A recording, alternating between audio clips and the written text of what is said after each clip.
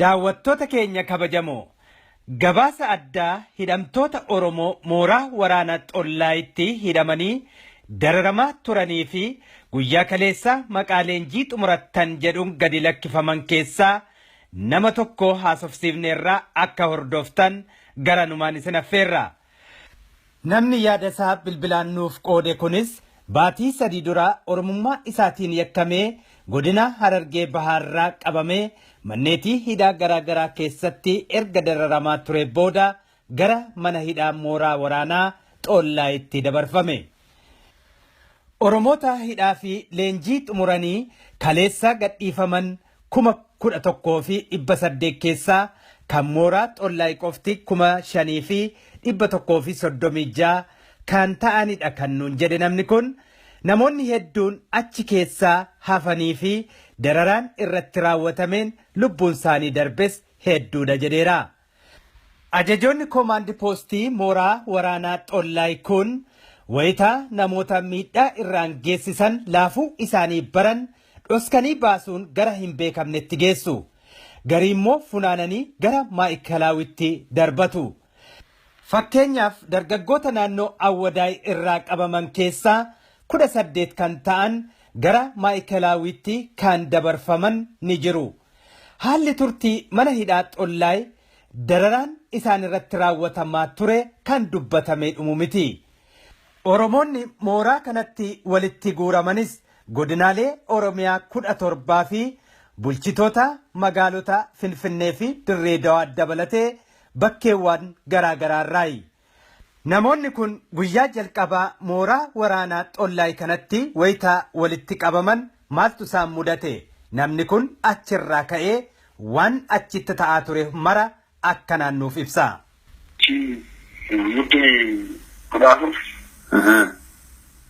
Muddee kudhaafur kan nama leenjiitti deemu.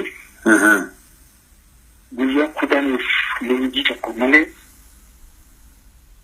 Guyyaa 10 leenjii tokko malee. Nama leenjichaa akka turre taasifamee ture. Guyyaa nama 10 ture kana keessatti haalli qilleensa adda addaa jijjiiramuudhaan namoonni tokko tokkos dhukkubaaf kan saaxilaman ture. Haalli qulqullinaa mana fincaanii ilaalchisee haalli qulqullinaa bareedaan ta'e mana fincaanichis haala hamaa ture. Ini biraa waa'ee nyaata wajjin qabatee kan daabbuma kan nyaatamu qulqullinni haga suuraan deemu sa'aatii 3 daabboo kan taasifamaa ture. Namoonni daabboo kanaan hin dandeenyes haalli itti baay'ee rakkachaa kan turee fi guyyoota qormaan kana booda dandeenyi akka eegalu middee 25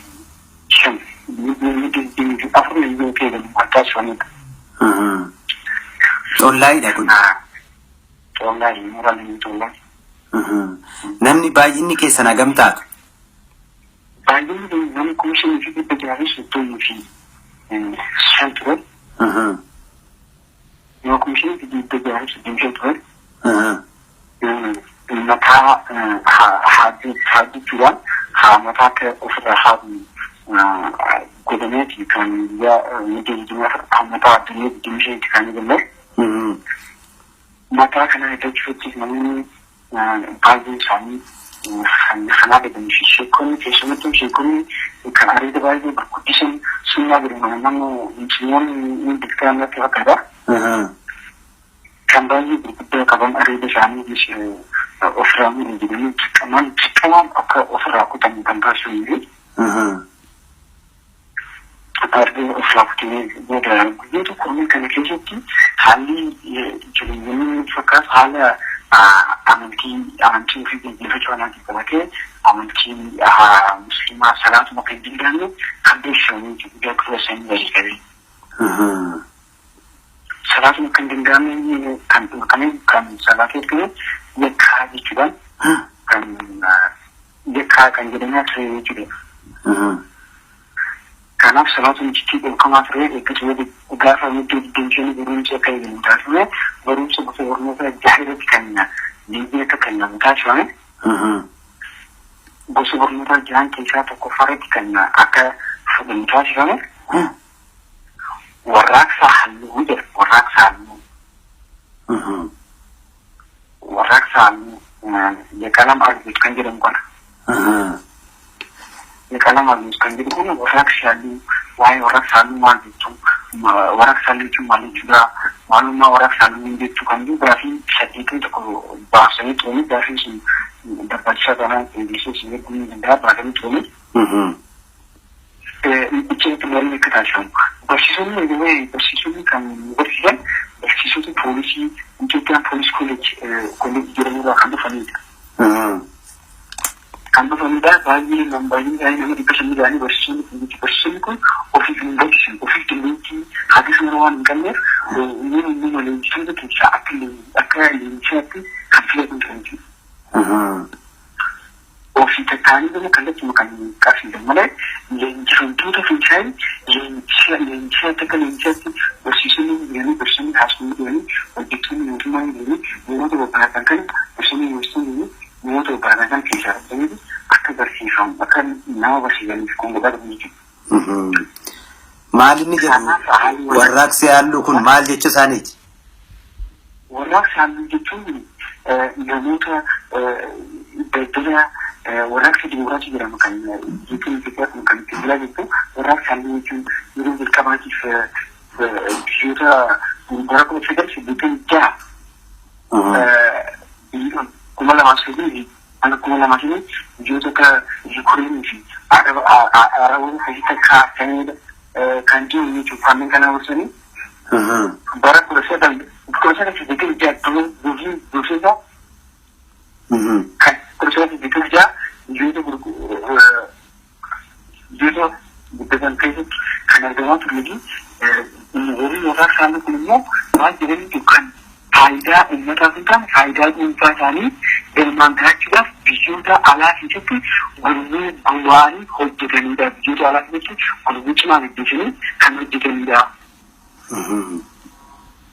Jechuudhaan kan eegalanii fi warraaqsa halluu Itoophiyaa keessatti bara 1985 yeroo jalqabaatiif Finfinnee keessatti barattoota yuunivarsiitii Finfinnee kun bara 1985 kan jalqabedha. Haalli mamoora irraa dubbisneetti argachuu dandeenyu bara 1985 barattoota yuunivarsiitii Finfinnee kun jalqabee Finfinneetti.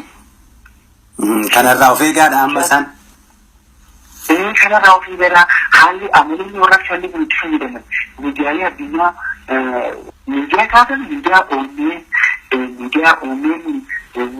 kan birraa miidiyaa isaa oomeen akkasumas miidiyaalee Dochiveelee sagantaa raadiyoo Jarman VOA sagantaa raadiyoo Ameerikaa Aljazeera BBC CNN kanneen kanaan dabarsanii miidiyaan kun walakkaa fi eegi haallitti warraaqsa halluu kun akka biyya keenya keessatti fiilm kan taasifamaa jiru miidiyaa kanaan sooshaal miidiyaa Twitter, Facebook, YouTube kanneen kanaa fayyadamanii warraaqsa halluu kun kanneen kana fayyadamanii biyya keenya darbatan isaanii immoo haalli kan qabu warraaqsa halluu kana jechuudha. Amaloonni isaanii maal fakkaataa kan jiran jechuudha maal fayyadamanii akka fayyadaman Itoophiyaan kan jiru maal waan ta'an warraaqsa halluu kana jechuudha barsiisaa kan jiru. Ittaan seewoo akkam sabaan biraa wanti biraa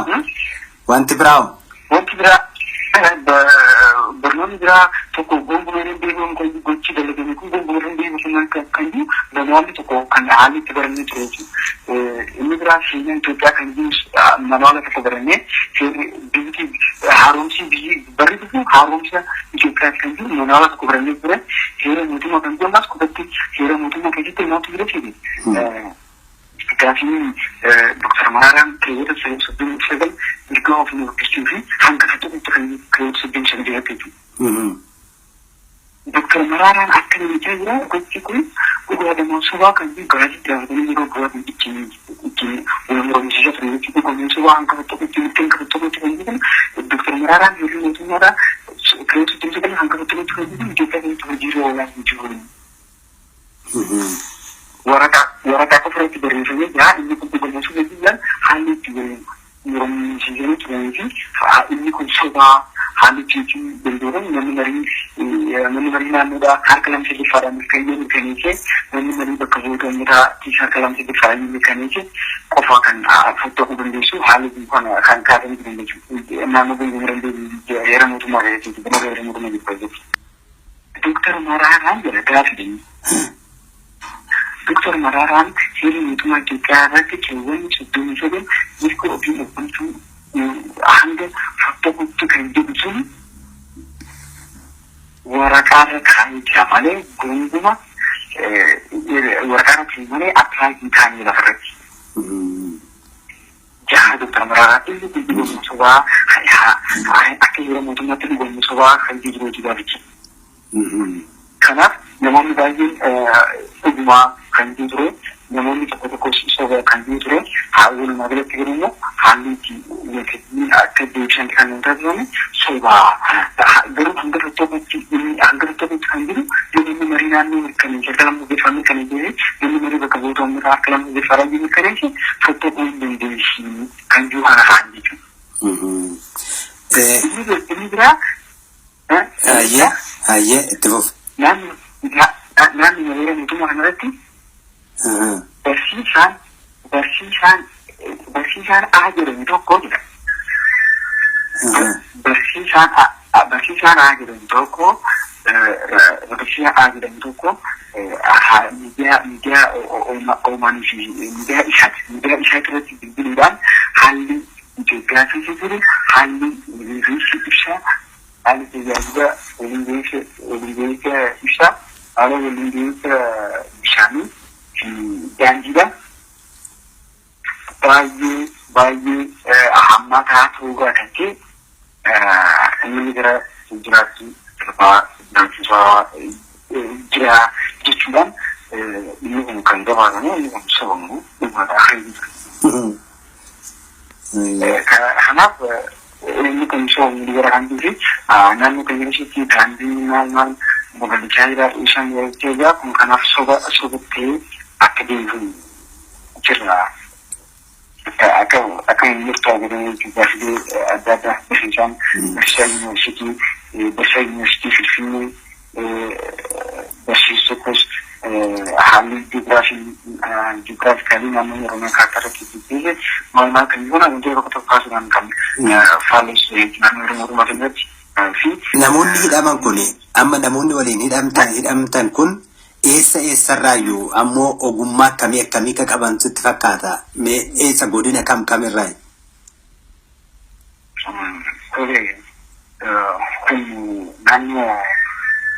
Kun naannoo godinaalee Oromiyaa kudha torba. Godinaalee Oromiyaa kudha torbarraa fi bulchiinsa magaalaa Dirreedawaa, bulchiinsa magaalaa Dubbishee magaalaa Dirreedawaa, magaalaa Finfinneedha. Bulchiinsa magaalaa Finfinnee naannoo Finfinnee kan jedhamu baay'ee sabboota kanneen itti keessatti hirmaataniidha. Bulchiinsi magaalaa kunneen keessatti namoonni hirmaatan kun wanni isaan ogummaan isaan guddisanii jiranii biraa ta'e barsiisota yuunivarsiitiidhaa hin jiranii gorsan yuunivarsiitiidhaa. Namoonni miidhamanoo wayita achi jirtanitti wanti argitan jira namni reebamuudhaan maal ta'uun kan lubbuun darbes haa ta'u miidhaan irra gahe maal fakkaata achi waan akkasii yoo jira? Jira namoota ogummaalee qaban kanaan kan dhufamu ture haalli jireetti haalli jiru kan jiru haalli adabbilee adda addaa ispoortii maal kan adabbileen kun jira ture. Akkasumas naannoo foolishii kan ta'anii sobaan tirii kan ta'an ni jiru. Baay'ee bakka sababa barbaadan uummata Oromoo kana sababa barbaadan baay'ee adabu ture. Namoonni baay'ee kokkofoo turan, namoonni baay'ee maraachuu turan, namoonni baay'ee kokkofoo turan baay'ee bakka ni jira. Iddoo kuusaa kanaa keessa kan turee fi magaalatti namoonni 18 jechuudha. Namoonni 18 maakalaawii itti barfaamantii namni tokko sadii. Maakalaawii deeman jechuudha. Akka deeman jechuun taasifame. Namni tokko sadii deemsa keessa harki guddaan magaalaa Abudabi. Magaalaa Abudabi jechuun nama deemaa. Magaalaa Abudabi irraa jechuun ijoollee sassaabanii ijoollee eebbifamtee guyyaa tokko qofa bifa jechaa eebba eegaa jirtu jechuudha. Kan eebba eegaa jirtu hambeen isaan baratanii xumuraan eejiru. Ijoollee eebbifoo jechaa eegaa jiran akka fuudhamanii akka siyaasaa dhalaa qaban jedhanii ichitti dhaleessanii namoonni jaammoo namoonni kan boqotanii jiran boqotanii namoonni boqotanii isaan dhukkubsanii maal jechuudha kan namoonni boqotanii jiru namoonni kun dhukkubsatanii kamalee dhukkubsatanii maatii isaanii biratti akka deebi'an goomichaati gabaasa dhaleessi ture hogganaan mana amala sirreessaa naannoo Oromiyaa Tsahaay Nagaashaa jedhamu jechuudha. Tsahaay Nagaashaa jedhamu hogganaa mana amala sirreessaa Oromiyaa walitti qaban leenjii kanaa isa ture namoota isaa maatii isaanii biratti akka qaqqabu kan hojjetu haalli odeeffannoo namarraa sassaabnee itti argachuu illee namoonni jiran kun akka ta'anitti yookaan namoonni jira.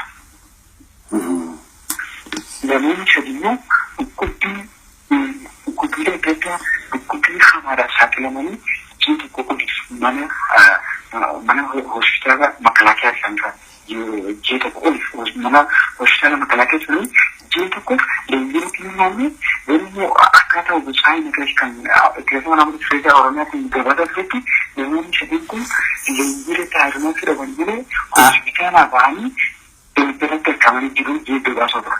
Maal kan qilleensu asxaabaan isa kan qilleensu kan sartifikeeta irratti mallatteessuu sartifikeeta kennanii ture sartifikeeta kan mallatteessu.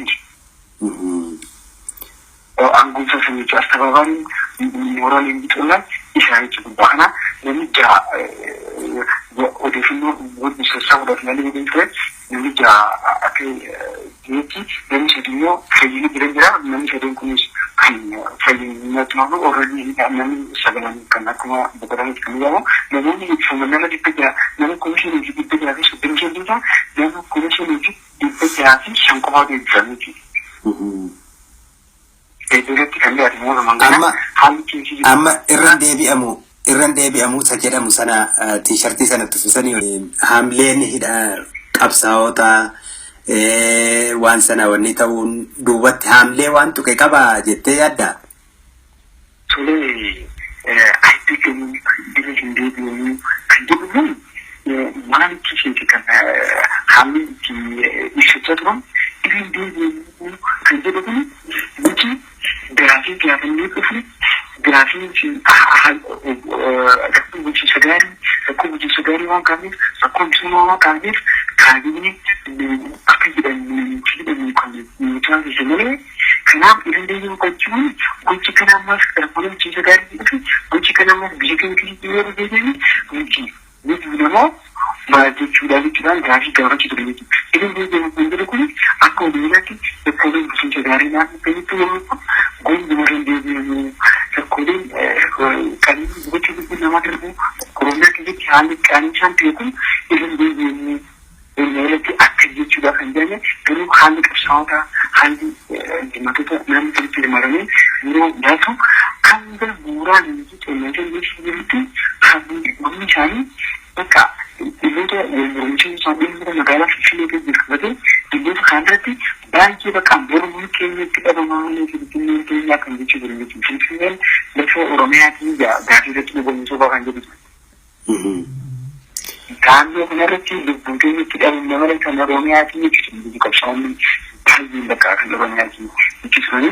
Haalli nuti seenaalee du'aarree jiru qabatee kakkaasaa turan du'aar eebbamanii alatti akka baratuuf carraa kenneefi ala barsiisee kanaaf eebbisa isaa dhaqee eebbisee kobilitti deebi'ee jedhanii hin deebi'u jedhee didee amma rakshaa kana godhaa jira. Miti jechuudhaan haalli itti seenaalee isaa kaa'uudhaaf ijaaranii godhaa turan illee Ajajoonni koomaandi poostii mooraa waraanaa Xollaay kun hidhamtoota Oromoo kana ittiin gowwoomsuudhaaf viidiyoolee garaagaraa bakkeewwan adda addaarraa walitti qaban keessattuu sabaa himaalee hawaasummaarraa walitti qabanii qindeeffatan isin agarsiisaa turanii jedhamaa kun dhugaadhaa jennee gaaffii dhiyeessineefis.